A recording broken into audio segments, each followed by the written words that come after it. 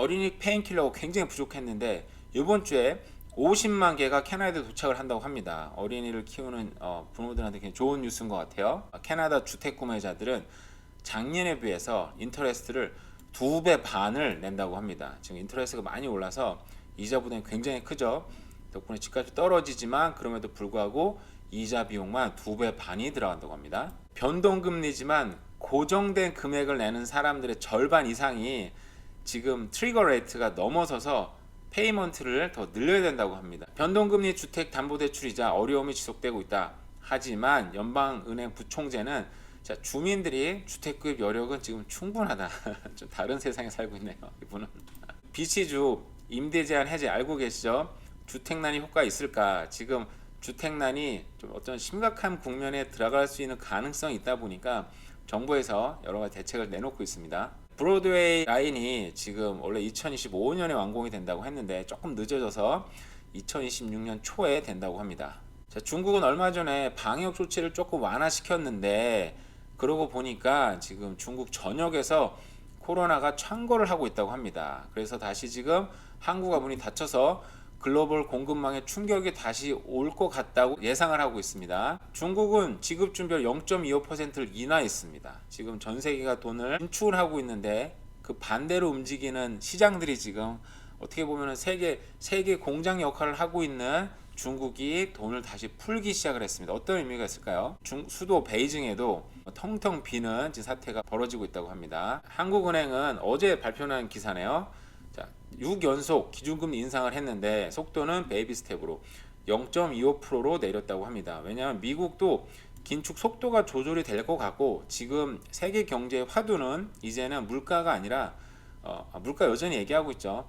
물가도 얘기하고 있지만 걱정이 되고 있는 게 불안한 자금, 신용 경색 상황 그리고 경기 침체를 반영한 결과 이제는 많이 올리다 보니까 경기 침체가 실제로 눈앞에 왔죠. 통계적으로는 좀 늦게 따라오고 있지만 그러다 보니까 이제는 오히려 경기 침체를 걱정하는 소리가 커지면서 인상을 줄이다든지 멈춘다든지 할 것 같다는 생각이 들고요. 영국 중앙은행 부총재도 기존 금리 인상을 지지하지만 속도 내릴 수도 있다. 네, 지금 이렇게 나오고 있죠. 중앙은행에서 벌써 이런 시그널들이 나오고 있습니다. 왜냐하면 내년 경제 세계 금융위기 직후 수준 직전은 아니고요.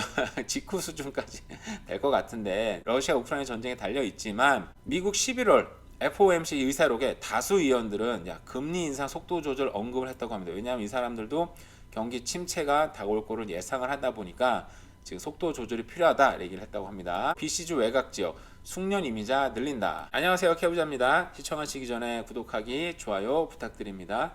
오늘 지금 비가 오락가락 하고 있고 오늘 새벽에 비가 많이 왔는데 지금 비가 멈춘 것 같아요. 그죠? 이제 우기 시즌으로 정말 접어든 것 같습니다. 어린이 페인킬러, 키츠 페인 메디케이션이 50만 개가 온다고 합니다. 이게 어떻게 가능할 수 있었냐면요. 타이레놀하고 이부프로펜이 도착을 하고 그리고 국내 생산량도 더블로 늘렸고요. 그리고 또 엑스트라도 오스트레일리아에서 좀 온다고 합니다. 그래서 50만 개가 오면 그래도 좀 좋아지지 않을까요? 저희 아들들이 이제 다 좀 커가지고 어른 약을 같이 먹거든요. 그러다 보니까 더 이상 어린이 약을 뭐 신경 안 쓰는데 기사 보니까 좀 심각한 상황인 것 같더라고요. 그래서 어린이 키우는 부모님들 좀 안정이 될 것 같습니다. 작년에 비해서 올해 집을 구입한 사람들은 지금 이자만 지금 2배 반을 낸다고 합니다. 여기 계산된 걸 잠깐 볼게요. 작년에 예를 들어서 60만 불짜리 집을 산 사람들은 모기지 레이트가 2%였습니다. 꿈의 퍼센트네요. 그리고 이자를 12,000불을 냈어야 됐는데 모기지를 12,000불을 냈어야 되는데 올해 산 사람들은 똑같이 60만 불짜리 샀으면 모기지 레이트가 5.24%, 2배가 넘죠, 그죠? 그래서 페이를 3만 불 넘게 내는 거죠. 그 디퍼런스가 18,000불인데 거의 2.5배를 낸다고 합니다.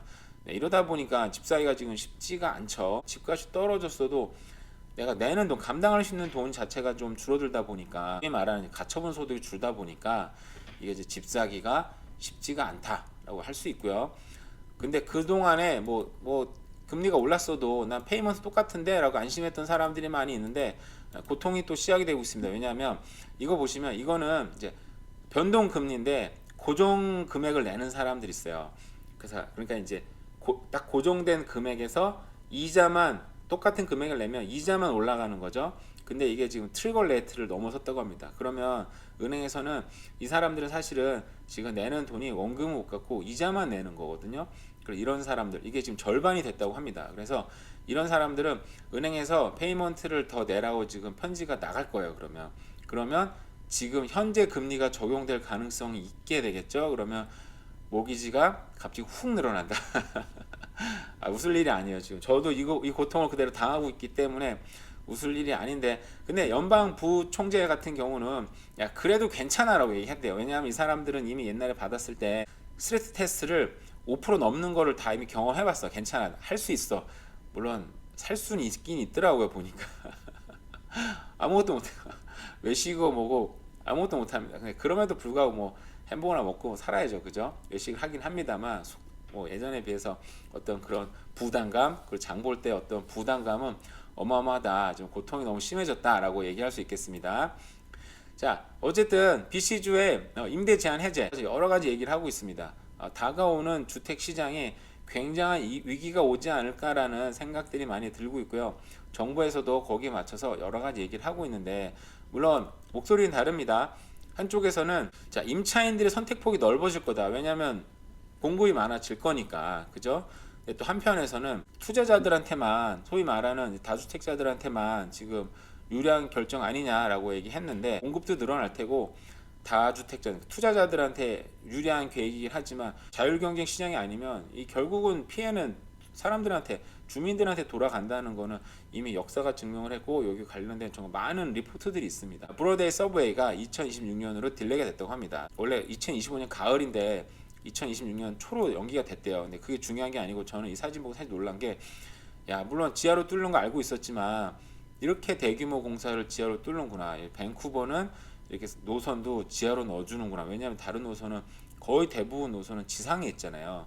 그러다 보니까 공사비는 적게 들었지만 뭐 좀 보기가 좋은 건 아닌데 솔직히, 근데 이렇게 밴쿠버 노선은 지하로 넣어줬어요. 자, 역시 부자 동네는 이렇게 또 지하로 넣어주는구나 생각을 한번 하게 됐고요. 중국은 얼마 전에 코로나 방역을 조금 완화시켰죠. 그러다 보니까 중국 전역에서 코로나가 창궐을 했다고 합니다. 또다시 글로벌 공급망에 충격이 오지 않을까라고 걱정을 하고 있고요.